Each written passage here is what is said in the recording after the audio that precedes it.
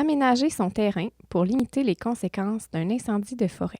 Les feux de forêt sont un phénomène naturel essentiel pour la diversité du paysage.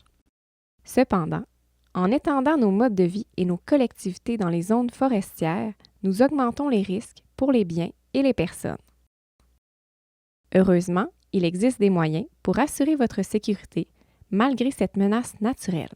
Voici quelques recommandations pour réduire les risques liés aux feux de forêt pour votre résidence et votre quartier. Comment un incendie peut se propager à mon habitation? Les incendies de forêt se déclenchent et se propagent grâce à la présence de combustibles tels que les arbres, le bois, les structures, les clôtures et les plantes. Il existe 3 modes de propagation des feux de forêt. Les tisons et les étincelles. Ils peuvent se disperser jusqu'à 2 km de distance d'un feu de forêt, enflammant des matériaux sur votre propriété et causant de graves dommages. La chaleur rayonnante. Elle peut faire fondre le revêtement de vinyle, enflammer votre résidence et même briser des fenêtres. Des flammes à 30 mètres de votre résidence peuvent générer une chaleur assez intense pour causer des dommages. Le passage de la flamme directe. En s'approchant des résidences, les feux de forêt enflamment différents objets inflammables. Pour protéger votre résidence, créez une interruption dans ce passage, surtout à proximité immédiate de votre résidence. Comment protéger mon habitation? Il est crucial de créer une interruption de combustible autour des habitations. Voici quelques conseils répartis en 3 zones d'inflammabilité résidentielle. Zone immédiate.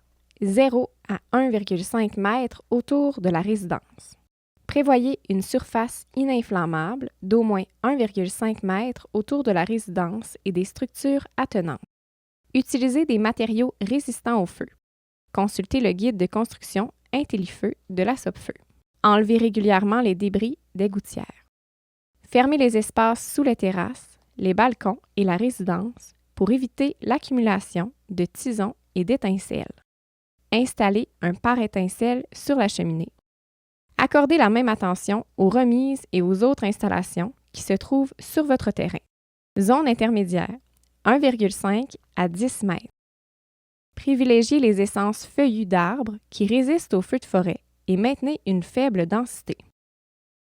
Évitez les paillis d'écorce ou d'aiguilles de pin à moins de 10 mètres de votre résidence. Déplacez le bois de chauffage à plus de 10 mètres également. Communiquez avec votre société de services publics pour enlever les branches ou la végétation à proximité des installations électriques aériennes. Nettoyez les débris ligneux au printemps et à l'automne. Zone étendue, 10 à 30 mètres. Espacez les arbres d'au moins 3 mètres pour réduire l'intensité et la vitesse de propagation du feu. Enlevez les branches situées à moins de 2 mètres du sol. Retirez les petits arbres à feuilles persistantes pour éviter la propagation du feu vers la cime des arbres.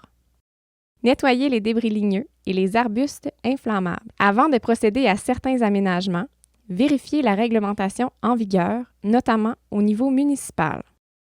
Par exemple, la coupe des arbres est souvent réglementée et le contrôle de la végétation en bordure des plans d'eau peut également faire l'objet de restrictions. Pour plus d'informations, consultez la documentation disponible sur le site de la Sopfeu à l'adresse suivante.